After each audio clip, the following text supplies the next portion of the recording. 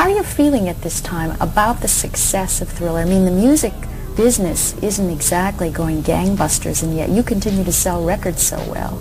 Every time I get a platinum album, it's never taken lightly on my behalf. I'm always honored.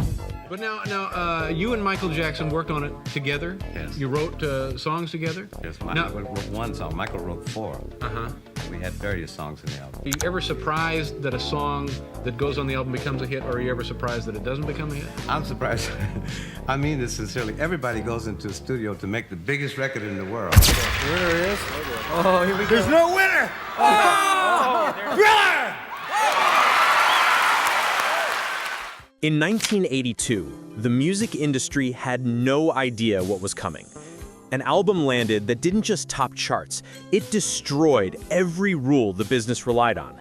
It forced MTV to rewrite its own policies, pushed labels to rethink how albums were marketed, and turned one young performer into the most powerful entertainer on the planet. But Thriller didn't rise to the top by luck.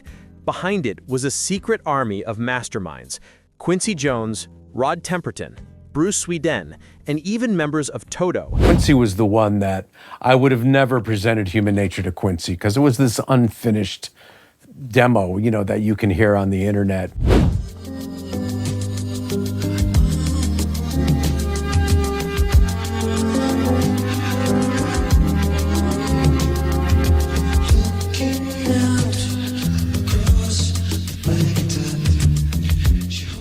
The album almost had a different track list, nearly lost key songs, and depended on a music video nobody wanted to pay for. Yet once it dropped, nothing was ever the same again. What's the very best thing, Michael, that could happen to you in terms of your career? To continue writing songs, and more platinum and triple platinum, and making history and breaking records. Michael Jackson stepped into the Thriller era with a determination that felt almost volcanic. Off the Wall had turned him into a global star, but inside, he carried a quiet frustration that pushed him harder than ever before. The album sold millions, redefined pop, and still, the Grammys gave him just one award. To Michael, it wasn't simply a loss, it was a warning. The industry didn't fully respect him yet. They didn't see him as the unstoppable force he knew he could be. And he was determined to change that. Quincy Jones understood that intensity better than anyone. He saw Michael's ambition up close and knew the bar had been raised to an impossible height.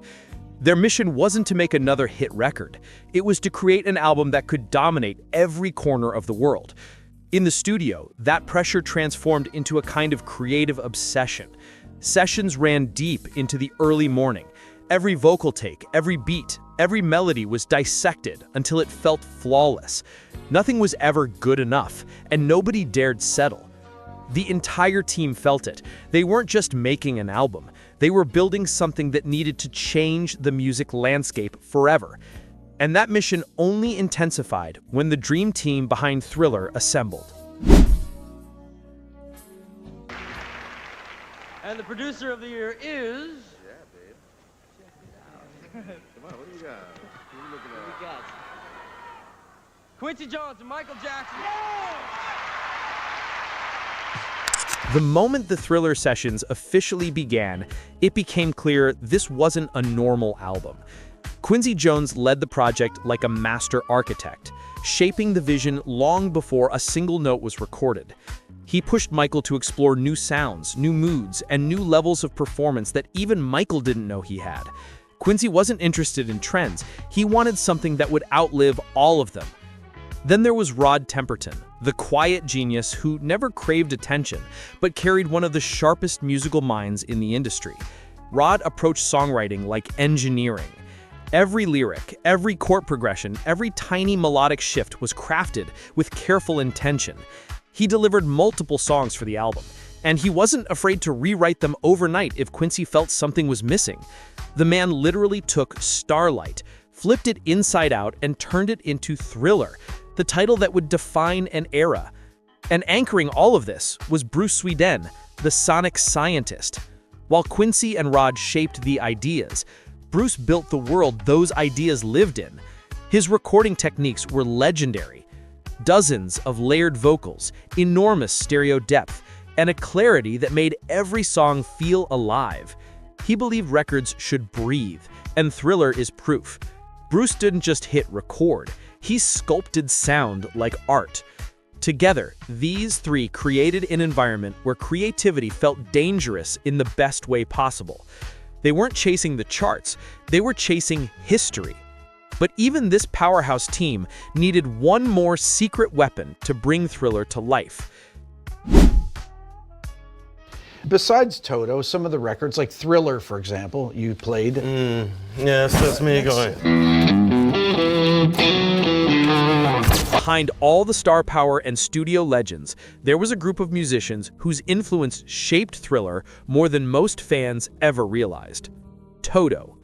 These weren't just session players. They were some of the most skilled musicians on the planet, and their fingerprints are all over the album's sound. Jeff Porcaro brought a groove that didn't even feel human. His subtle, silky drum work helped turn Human Nature into one of the smoothest tracks on the record. His timing was perfect, his touch was delicate, and every fill felt effortless. Jeff didn't just play drums, he created emotion. Steve Lukather came in with guitar lines sharp enough to cut through the mix. His playing on Beat It gave the song its aggressive bite, supporting Eddie Van Halen's solo and anchoring the entire track with that unmistakable rhythmic punch. Without Lukather, the track wouldn't have had the same explosive crossover power. David Paich and Steve Porcaro added layers of synths, textures, and chord shapes that elevated Thriller's atmosphere. Their keyboard work pushed the record beyond typical pop and into something more cinematic, more futuristic. Their contributions weren't credited loudly, but they transformed the songs from good ideas into fully realized worlds. TOTO added depth, sophistication, and a level of polish that only true studio masters could deliver. Their musicianship helped Thriller sound bigger, richer, and more modern than anything else on the radio at the time. And yet, even with all this talent in one room, Thriller could have turned out completely different, because several songs never made the final cut. For all the perfection we hear on Thriller, there's an entire shadow version of the album that almost existed, a version packed with songs that never made the final cut. Quincy Jones set one rule during production: if a track wasn't timeless, it didn't belong. That standard was brutal, and dozens of ideas were scrapped along the way. Some songs were fully recorded and mixed before being tossed aside. Hot Street had an upbeat groove that many believed could have been a hit. Nightline floated in and out of consideration, and Carousel, with its nostalgic, dreamy feel, remained a fan favorite even though it was cut at the last second. Any other artist would have built an entire album around these tracks, but Thriller allowed zero weak spots. Rod Temperton rewrote lyrics overnight. Choruses were changed, entire bridges thrown out, and arrangements tightened until there was no wasted space. Every song was reshaped again and again until it felt iconic. The original plan had more tracks, but Quincy decided 9 was the perfect number. 9 songs, no filler, no breaks, nothing skippable. It was an album designed to be listened to front to back without losing energy. And just when they needed an extra boost to ensure the album launched with maximum impact, Michael brought in one of the biggest stars on the planet. When Michael invited Paul McCartney into the studio, it wasn't just a musical decision. It was a strategic move that shifted the entire momentum of the project. Paul wasn't simply a rock legend. He was one of the most recognizable musicians alive. A duet between the former Beatle and Michael Jackson instantly drew global attention long before the album even dropped. The Girl Is Mine captured a playful chemistry between them. Their voices bounced off each other with ease, and the studio sessions were full of jokes, friendly teasing, and two artists pushing each other creatively. It wasn't a complicated song, but its purpose was never to shock. It was meant to bridge audiences, spark headlines, and build hype, and it worked flawlessly. But behind the smiles, something surprising occurred. During their conversations, Paul gave Michael one piece of advice he expected the young star to ignore: buy music publishing, control the songs, own the catalogs. Michael listened closely, closer than Paul ever imagined. That conversation planted the seed for one of the most famous business moves in music history years later, the moment Michael bought the Beatles catalog. The move created quiet tension and forever changed their relationship. Still, at this moment in time, their collaboration gave Thriller credibility, visibility, and a massive head start. The album suddenly had cross-generational appeal, and that was exactly what Michael wanted. But even this superstar combination wasn't what pushed Thriller into the history books. The real impact became clear when the numbers started rolling in. Once Thriller hit the shelves, the industry watched something unfold that didn't make sense on paper. Albums weren't supposed to behave like this. They weren't supposed to dominate every chart at the same time in every country on every format. But Thriller wasn't following the rules. It was rewriting them in real time. The album locked itself at #1 for 37 straight weeks, something unheard of in modern music. Single after single crashed into the top 10 until Thriller became the first album in history with 7 top 10 hits. Radio programmers called it unstoppable. Music stores couldn't restock copies fast enough. People were buying the album multiple times for home, for the car, for gifts. Thriller wasn't just popular, it was a global obsession. Its certifications climbed so fast, the RIAA had trouble keeping up. 10 million sold, then 20 million, then 30 million. Today, its estimated worldwide sales reach 70 to over 100 million copies, depending on the source. Numbers no other album has touched. And then came the Grammys. Thriller didn't just win, it steamrolled. 8 awards in one night, including the biggest categories, instantly cementing Michael Jackson as the face of a new musical era.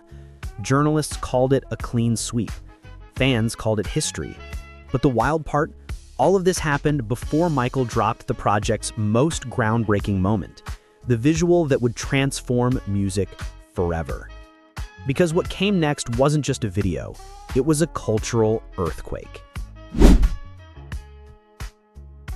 When Michael Jackson decided to create a music video for Thriller, people in the industry thought he'd lost his mind.